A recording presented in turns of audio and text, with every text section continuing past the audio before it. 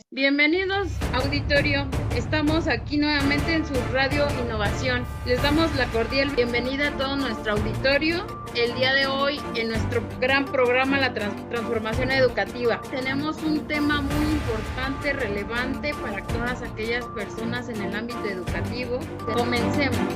En esta ocasión estamos con nuestro tema cultura educativa. Tenemos este tema muy importante para todas aquellas personas que nos han estado solicitando este tema. El día de hoy, pues, aparte de su conductora estrella, Erika, nos va a atender 7 expertos especialistas en este tema. Tenemos psicólogos, tenemos profesionales con amplia carrera dentro del ámbito educativo.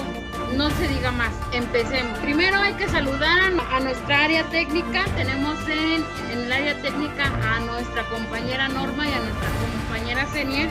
Hola chicas, saludos, ¿cómo han estado? Hola, buen día, muy bien, un gusto trabajar con ustedes en esta ocasión. Estamos con ustedes, bienvenidos todos nuestros radioescuchas. Bueno, vamos a darle la bienvenida a nuestros 7 expertos. Tenemos en primer lugar a nuestra experta en el área docente, Erika Nayeli Maldonado, especialista de hace algunos años trabajando en el ámbito educativo. También tenemos a Isela Alejandra Mora, que está trabajando en la investigación. Tenemos a un experto varón, David Romero, que nos viene a aportar con un tema increíble. También tenemos a Wendolí Ocotitla con bastantes temas educativos en donde ha trascendido su trayectoria laboral. Tenemos a la psicóloga Luz del Alba Osorio, que nos va a aportar con una visión diferente, al igual que Liliana Cristel Pacheco, que psicóloga también con bastantes años de experiencia, que nos va a enriquecer con su participación. Y por último tenemos a Nancy Montserrat Romano, que es también especialista. El día de hoy nos van a vertir sus experiencias en el tema cultura educativa. La primera dinámica que vamos a trabajar el día de hoy es el área en los directivos. ¿Qué sucede con todos aquellos actores que están en nuestras instituciones? ¿Cuáles son esas características de un docente y de un directivo tradicional? Nos va a externar su participación nuestra experta Erika Nayeli. Erika, ¿qué nos puedes decir al respecto? Hola, buen día a todos. Pues creo que en primera instancia, antes de hablar de actores tradicionalistas, pues hay que establecer que la escuela, como funciona en América Latina y en buena parte del mundo, tiene un formato que fue glorioso en la modernidad, pero que al parecer está agotado. Sí podemos establecer su éxito y nos enfrentamos a hacer lo posible para hacerlo funcionar, pero no pudimos. Eso es algo inevitable y visible.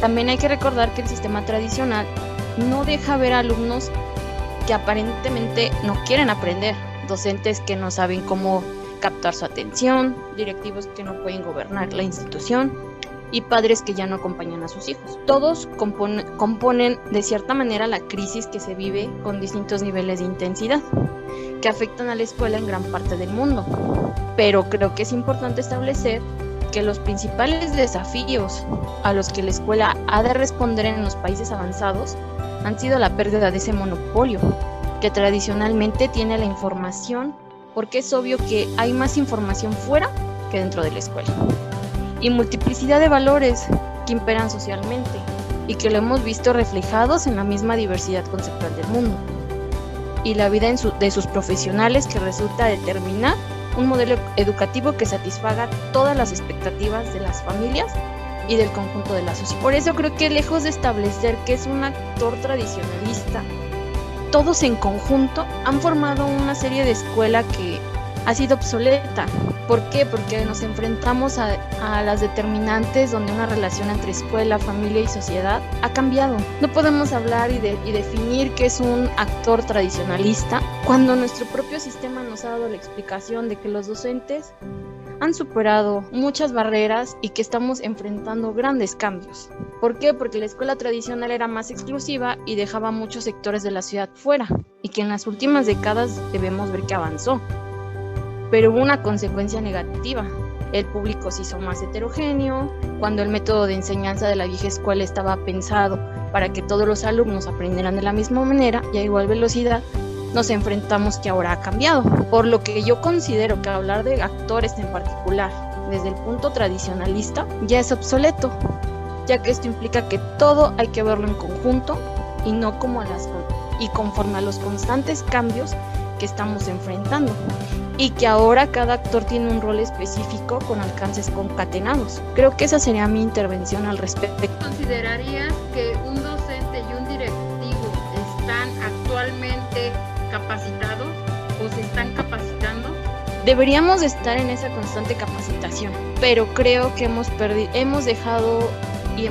de vista ese punto medular. Hemos perdido el objetivo de decir que todos nos debemos coadyuvar para poder llegar al punto específico que es una educación de calidad. Bueno, en esta ocasión pues ya tenemos la participación de Itzel Alejandra, nuestra experta sobre el centro escolar tradicional. ¿Qué nos puedes decir, Itzel, sobre esta parte?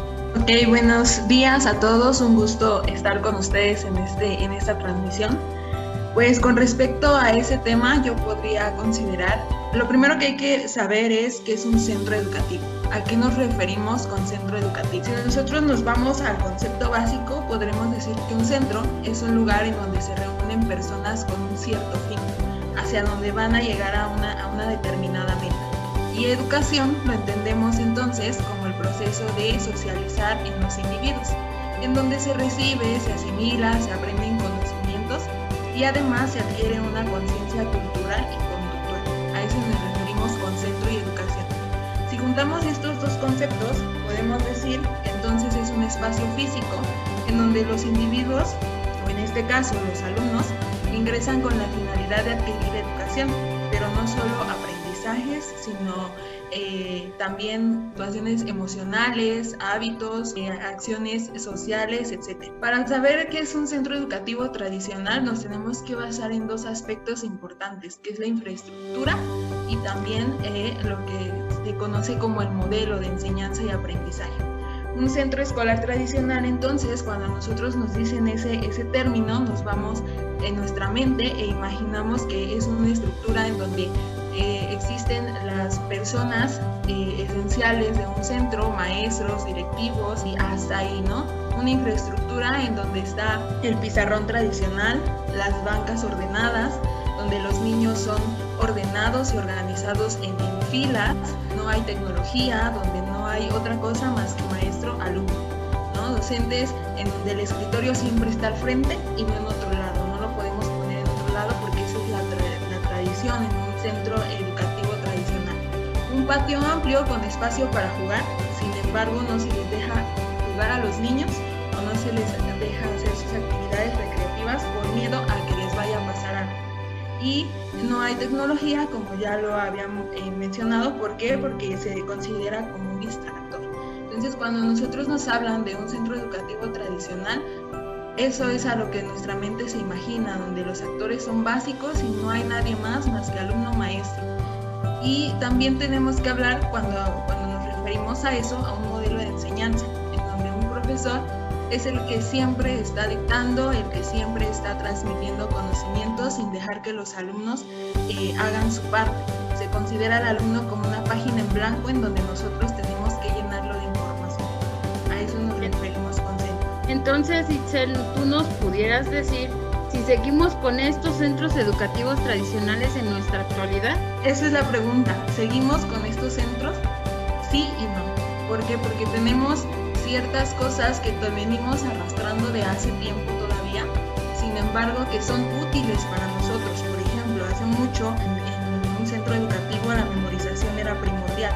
En nuestros tiempos lo seguimos haciendo, pero es un aspecto que nos ha ayudado. Hay cosas que hemos cambiado y hay cosas que han permanecido. ¿Tenemos centros educativos todavía muy tradicionalistas? Sí, claro que sí, pero también hemos evolucionado y innovado dentro de nuestro sistema educativo. Es momento de escuchar las palabras de nuestra primera psicóloga. Luz, ¿qué nos puedes decir sobre estos profesores innovadores?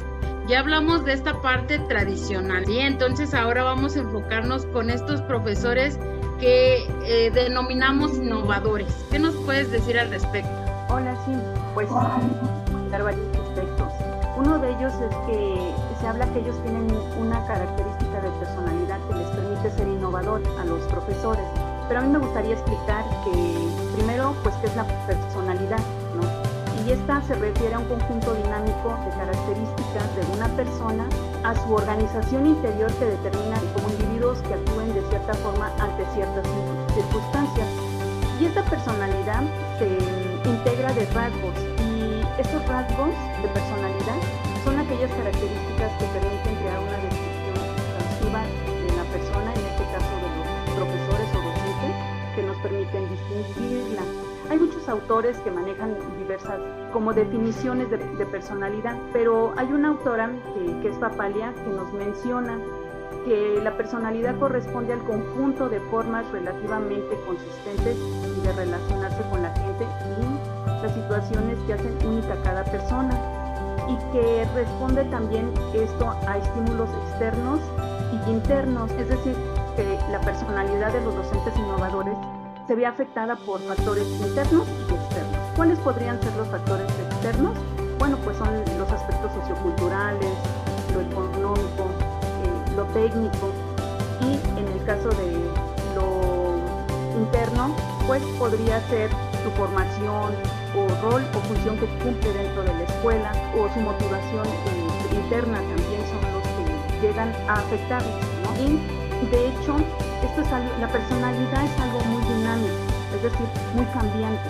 Y bueno, se hace una prueba, se aplica una prueba en Chile, en donde es el inventario de personalidad, se aplica a ciertos profesores y se descubre que ellos obtienen una puntuación muy alta en esta prueba, que los distingue, y entonces esta prueba nos enseña sus rasgos de personalidad de estos profesores. Se veían que son resistentes, metódicos, planificadores, que tienen autonomía, orden, que son docentes con ciertas actitudes como autonomía, independencia, libres, rebeldes, un poco desafiantes, que les permite ir innovando, ¿no?, cada vez más en su práctica educativa. También me gustaría comentar que los docentes a lo largo del tiempo, yo creo que siempre han existido.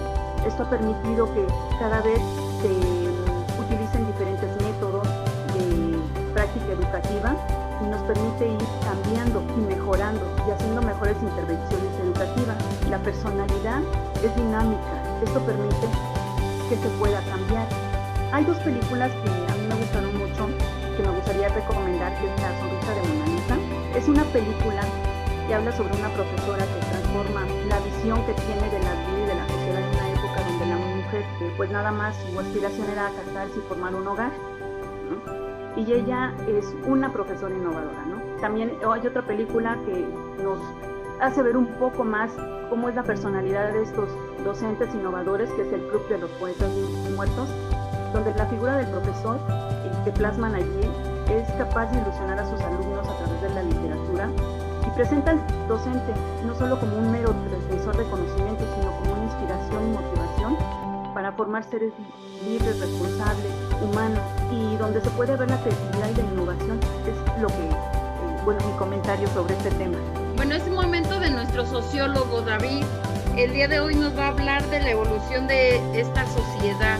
David, ¿cómo era el papel del estudiante en la sociedad tradicional y en la actualidad en el marco de la sociedad del conocimiento?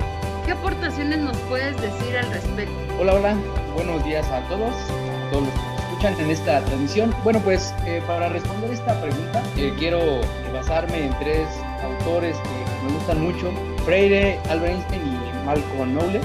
Empezando con las ideas de Einstein, nos dice que la escuela siempre ha sido el medio más importante para transmitir información de una generación a otra, ¿no? Entonces, de la misma, Knowles va de la mano con esta idea y nos dice que antes una persona podía aprender en sus años mozos todo lo que necesitaba saber, y entonces la escuela tradicionalista trabajaba con métodos basados en el temor, en la fuerza y en la autoridad artificial. Esto es prácticamente de lo que se compone la educación tradicional. Pero estos procesos tradicionales destruyen los sanos sentimientos, la sinceridad y la confianza.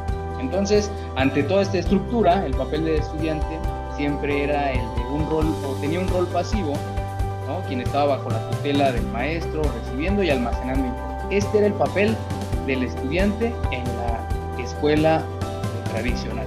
Sin embargo, en la actualidad, el estudiante tiene otro rol. El estudiante se desenvuelve de diferente manera.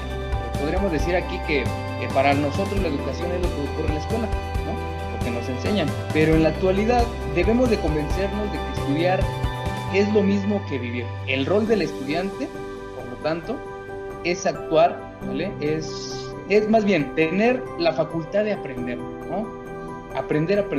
Entonces, debemos de aprender de todos nuestros actos, debemos de aprovechar toda experiencia como una experiencia de estudio. Entonces, aprender implica utilizar cada recurso dentro y fuera de la institución para nuestro crecimiento espiritual y desarrollo personal. Ese debe de ser el papel actual del estudiante. Ya por último quiero terminar con una frase de Paulo Freire, ¿no? que le da todo el objetivo a esta pregunta, ¿no? Y dice que estudiar es realmente un trabajo difícil.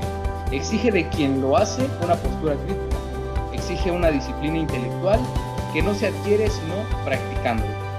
Bueno, Erika, pues muchísimas gracias. Y cómo ha evolucionado es un tema muy, muy extenso, pero tenemos que reconocer los cambios que han existido y los roles que existen en nuestra educación. Bueno, es momento de escuchar las aportaciones de nuestra psicóloga Viridiana. Viri, el papel del padre de familia en la sociedad actual, un tema muy importante y el cual en nuestra educación nos está dando llamadas de atención. Porque ¿cómo era el papel de los padres de familia en la sociedad tradicional? ¿Cómo era el papel de los padres de familia en la actualidad? ¿O cómo es en la actualidad, por el marco de esta sociedad que le llamamos sociedad de conocimiento? ¿Qué nos puedes aportar? Claro que sí, Erika. Muy buenos días a todos los expertos y a todo el auditorio que nos escucha.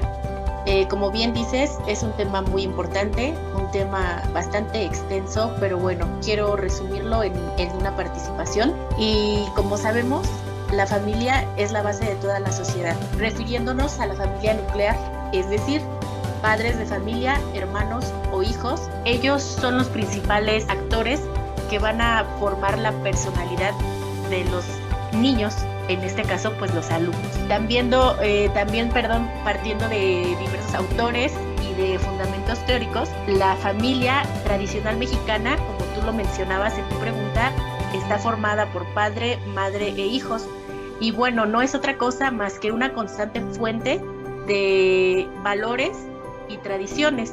Es decir, la familia va a inculcar al hijo los valores a través de las generaciones, estos valores, estas tradiciones e incluso estas creencias. También, retomando el punto, dentro de la familia es un patrón de valores. Esos valores van a ser correspondientes al contexto histórico de la sociedad mexicana. De este modo, retomamos que la familia sería la primer base de educación del individuo. En una familia tradicional está conformada por madre, padre e hijos. Y bueno, como sabemos, en las familias mexicanas, la madre es la que se dedica a las labores del hogar y asume el enorme papel de ser ella quien transmita en mayor medida las ideas, creencias y valores a los niños.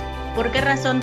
Porque el padre de familia trabaja y está fuera de casa la mayor parte del tiempo. Posteriormente, los hijos demostrarán e intercambiarán estas ideas, estas experiencias y estas costumbres al momento de socializar cuando asistan a una escuela. También es importante que tanto la familia como la sociedad y en todas partes existen reglas que los individuos estamos obligados a cumplir.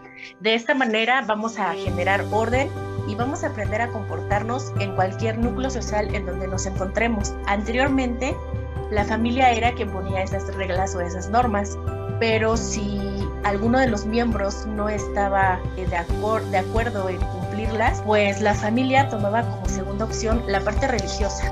La iglesia era también quien apoyaba a poner las normas, las bases, los criterios y todo lo que la familia tenía que cumplir. Esto era en caso de que hubiera un rechazo a estos valores tradicionales. En la familia mexicana tenía un vínculo fuerte con esta cuestión religiosa. La aceptación de ciertas conductas dependía también mucho de las reglas morales, valores y también tradiciones. Y bueno, me gustaría también aportar que la educación familiar es el reflejo de pautas habituales que también la misma sociedad nos va marcando. Los padres actualmente son intermediarios, es decir, ellos están en un punto medio entre lo que los niños aprenden en la escuela y también en la casa. Y bueno, para finalizar mi aportación, me gustaría dejar una pequeña reflexión que yo creo que puede servir a los padres de familia que nos están escuchando, a los expertos, ¿no? Por ejemplo, en casa se educa, pero en la escuela se enseña. Es decir, el niño va a reflejar en la escuela lo que aprende desde casa. Gracias. Qué valiosa finalizas, Viridiana. Muy bien, creo que es la parte fundamental que los padres de familia deben de aportar y enriquecer y recordar siempre. Tenemos nuestra experta, Nancy, ¿qué nos puedes decir?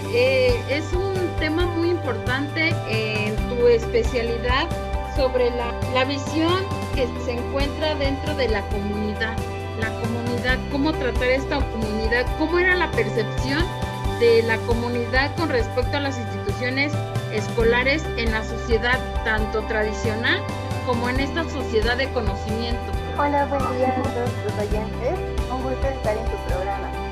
Bueno, pues fíjense que la percepción de la comunidad con respecto a las instituciones escolares es un tema que suele pensarse frecuentemente, pero que puede representar el inicio de un amplio debate, principalmente pues por las distintas formas en que la sociedad concibe a la educación dentro de una institución escolar. Sabemos que anteriormente los centros escolares eran vistos por la sociedad como formadores de las futuras generaciones, en donde los profesores eran concebidos como una persona poseedora de amplios conocimientos y sobre todo de gran autoridad dentro y fuera de las instituciones escolares. Sin embargo, pues en la actualidad esta idea se ha transformado de manera segmentada.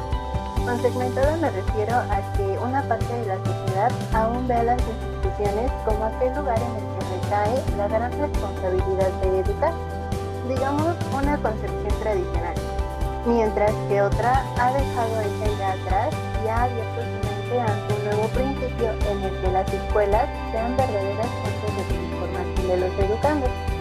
Justo aquí quiero hacer un paréntesis para comentar que en esta nueva concepción se tiene un panorama más amplio, pues se vislumbra a los centros escolares como un lugar en el que se potencia al ser humano en todas y cada una de sus dimensiones, con la finalidad no solo de reproducir conductas o replicar conocimientos, sino para que dentro de su entorno sean seres auténticos capaces de desenvolverse de una manera más óptima y tengan un panorama en el que puedan manejar y generar información que les permitan dominar diferentes áreas. En verdad, esta es una percepción fascinante a la que el sistema educativo en sí debería sumarse, porque desde luego una parte de la sociedad que algunos educadores ya lo han hecho, se han unido desde su escuela, pero pues son pocos. Aún existe esa resistencia, negación, falta de motivación e incluso incompetencia para afrontar los cambios, precisamente pues porque rompen algo que se ha propuesto desde hace mucho tiempo atrás y que lastimosamente ha sido replicado una y otra vez por generaciones completas. Concluyo mi participación, Erika, en tu programa agradeciendo ampliamente la invitación y deseando que más personas abran su mente a una nueva percepción de las instituciones escolares, en donde permitan que la educación sea realmente hacedora de cambios, teniendo como base una nueva apreciación y no solo la idea de reproducir más de lo mismo. Hasta luego, buen día. Ahora tenemos la participación de nuestra experta Gwendolí con el tema de la innovación de las instituciones. Wendy, ¿qué nos puedes decir? ¿Cómo es que interviene el director escolar? ¿Cómo puede él apoyarnos para impulsar esta innovación dentro de los centros escolares? Buenos días, es un gusto poder estar con ustedes y hablarles sobre innovación. Dentro de las escuelas, la innovación puede entenderse o convertirse en una estrategia para promover la educación integral que atiende las necesidades de los estudiantes. Por ello, se ha dicho que calidad e innovación van de la mano. Por lo tanto, la innovación educativa debe ser un proceso intencionado que cambie algún aspecto estructural de la educación para mejorar su calidad. Sin embargo, ¿qué necesitamos o qué se necesita para que la innovación dentro de los centros escolares sea factible? Bueno, lo principal es que los directores deben estimular y apoyar el trabajo de los docentes para convertir o para dar paso a los procesos de innovación y afirmar una cultura de organización de cambio dentro de la institución. Estos esfuerzos representan al mismo tiempo un reconocimiento al esfuerzo y al compromiso y los equipos de los profesores. Es necesario que estos estímulos consten de la siguiente manera: de difundir las experiencias exitosas con sus respectivos autores en todos los niveles del sistema educativo y hacia la sociedad, organizar intercambios y encuentros, así como visitas entre instituciones con experiencias innovadoras. Es decir, que no solo haya esta retroalimentación entre los docentes de la institución, sino que también se busque tener contacto con otras instituciones para poder hablar sobre las actividades que ellos han podido desarrollar y que les han permitido innovar dentro de sus instituciones y lograr precisamente esta mejora de calidad, ¿no?, con los estudiantes. También se nos dice o se nos hace hincapié que es importante invitar a especialistas para que compartan con los docentes y alienten el ánimo para que ellos empiecen a proponer nuevas ideas dentro de los planteles. También hay que entender lo siguiente, que la mayoría de enfoques sobre innovación educativa coincide que no existe un único modelo innovador, sino múltiples innovaciones culturalmente determinadas, y que esto lo vamos a poder encontrar también de acuerdo a lo que nos dice la UNESCO. Es decir, que no tenemos una sola línea por la cual podamos enfocarnos sobre la innovación, sino que existen diferentes modelos innovadores que podemos encontrar y también proponer. Ahora bien, a manera de conclusión, podemos decir, de acuerdo a Mogollón 2013, que la innovación puede suponer una ruptura total con lo establecido, o bien puede ser la consecuencia de sucesivos cambios que se están promoviendo en las instituciones para resolver determinados problemas o situaciones, para dar respuestas a ciertas preguntas que hacen los docentes ante la educación, los procesos de enseñanza y de aprendizaje, las relaciones con los familiares y los alumnos o el liderazgo en las escuelas, por citar algunos elementos. Muchas gracias, Gwendolyn. Es diferente la postura que tenemos al trabajar esta sociedad tradicional y de conocimiento. Bueno, este programa ha sido muy enriquecedor. Realmente les agradezco a nuestros 7 expertos, les agradezco por sus aportaciones, sus puntos de vista. Me han enriquecido en muchos aspectos, no nada más a mí, sino creo que a todos los radioescuchas. Han sorprendido sus aportaciones. Hay algunos donde quisiéramos profundizar, pero bueno, a manera de conclusión de todo nuestro programa, pues puedo decir lo siguiente.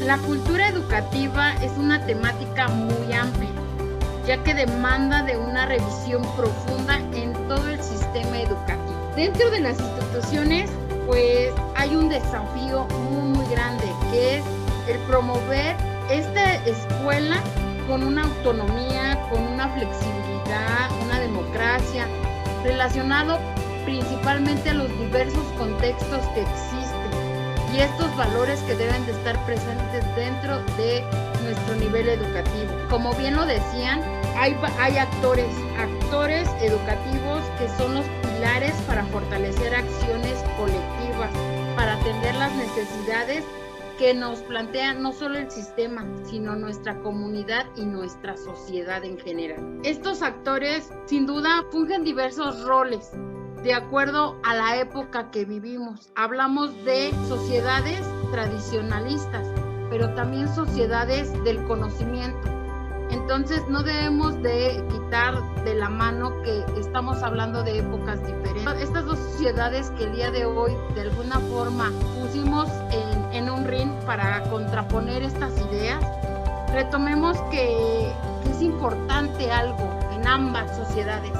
Como bien alguien de ustedes lo decía, las familias son el núcleo de esta sociedad. Es nuestro punto de partida para trabajar con valores, para que se establezcan y nos fortalezcamos, no solo en una sociedad tradicional, sino en una sociedad de conocimiento que le llamamos en la actualidad. Hay que generar climas de armonía, no solo en las instituciones, todo esto viene desde casa.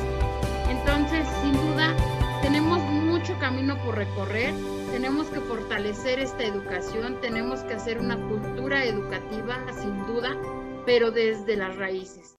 Pues muchas gracias, esto ha sido todo, espero que nuestros radioescuchas se contacten con nosotros, si es algún tema que hay que profundizar, algo que les haya gustado, que no les haya gustado. Desafortunadamente en esta ocasión no pudimos atender las llamadas como así se necesitan en un programa como el de nosotros, pero era un tema muy polémico y teníamos que reducir las participaciones de nuestros expertos. Muchísimas gracias. En cabina, pues los expertos, gracias. Ahí en la área técnica, compañera. Y es así como llegamos al final de nuestro programa, La Transformación Educativa. Agradecemos a todos nuestros oyentes por habernos acompañado. Deseamos que este tema tan interesante haya sido de su agrado. Recuerden, si busca resultados distintos, no haga siempre lo mismo. Nos despedimos, pásenla bien. Hasta pronto.